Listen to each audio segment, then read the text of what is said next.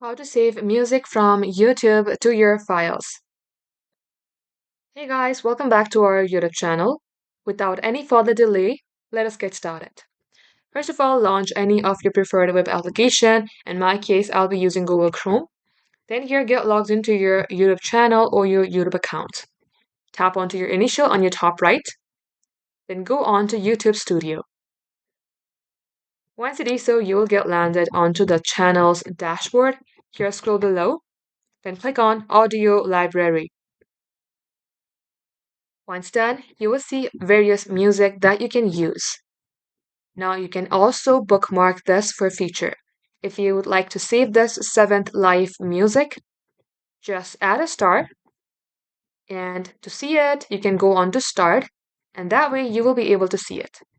Now the real question of how to download it.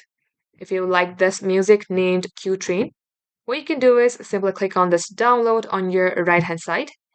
And that way, this music will be automatically downloaded onto your downloads section. In order to view it, simply click on this file manager. That is all for today. Thank you for watching the video till the very end. If it had helped you in any ways, then don't forget to like and subscribe.